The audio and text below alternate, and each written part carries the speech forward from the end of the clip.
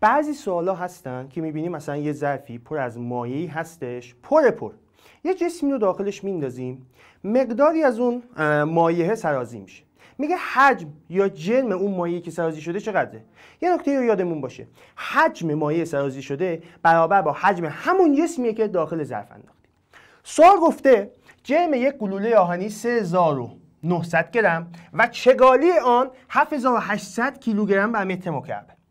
این گرمه، این کیلوگرم بر متر مکعب. چگالی رو باید تغییر بدیم. اما حالا ادامه سوالو باش. گفته اگر گلوله آهنی را به آرامی در ظرفی پر از الکل فرو ببریم، چگالی آن 800 کیلوگرم بر متر مکعب باشد. چگالی الکل رو میگه. چند گرم الکل از ظرف خارج میشه؟ آقا یه ظرفی دادیم پر الکل، پره. بعد گلوله رو که داخلش میندازیم، یه گلوله رو داخلش میندازیم، مقداری از اون ظرف مایع چیه؟ خالی میشه. اون حجم مایع خالی شده مساوی حجم همین گلوله ماست. درسته؟ ما میایم میگیم ما حجم گلوله رو چطوری حساب کنیم؟ طبق رابطه چگالی رو مساوی m تقسیم بر v. آقا روی ما چقدره؟ 7800 کیلوگرم بر متر مکعب. جرممون چقدره؟ 3900. یه نکته بگم، این گرمه، این چیه؟ کیلوگرم بر متر مکعب. ما تبدیل میکنیم این کیلوگرم بر متر مکعب رو به چی؟ به گرم بر سانتی متر مکعب.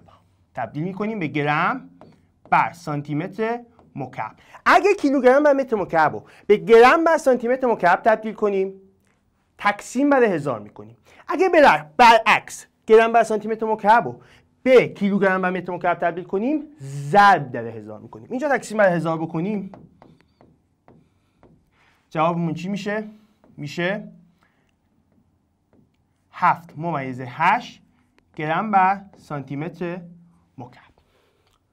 میام جاگذاری میکنیم، چون هدفمون پیدا کردن حجمه، جای حجم و چگالی رو با هم تعویض میکنیم. مینویسیم آقا v مساوی m تقسیم بر رو. جرممون چقدره؟ 3900. حجممون چقدره؟ ببخشید چگالی که به دست آوردیم چقدره؟ ایناش 7.8 گرم بر سانتی متر مکعب. حاصل تقسیم اینا میشه حجم ما. 3900 تقسیم بر 7.8 جواب میشه 500 سانتی متر مکعب. این حجم ما. حجم گلوله ما برابر با حجم مایع است. یعنی 500 سانتی متر مکعب که حجم گلوله ماست برابر با حجم همین مایعی که ریخته شده. حالا از ما جرمشون میخواد. گفته چند گرم الکل ریخته شده. ما میایم باز از رابطه چگالی می نویسیم آقا رو مساوی m تقسیم بر v. این بار الکل رو بررسی میکنیم و هدفمون پیدا کردن v الکل هستش. روی الکل چقدره؟ خودش گفته 800 کیلوگرم بر متر مکعب. این 800 کیلوگرم بر متر مکعب میشه چی؟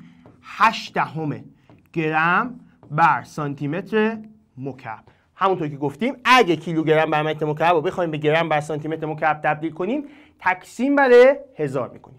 8 شد، جاگذاری میکنیم. جرممون چقدره؟ جرممون رو نداده. حجم الکل به دست اومده با حجم گلوله برابر بوده. میشه چقدر؟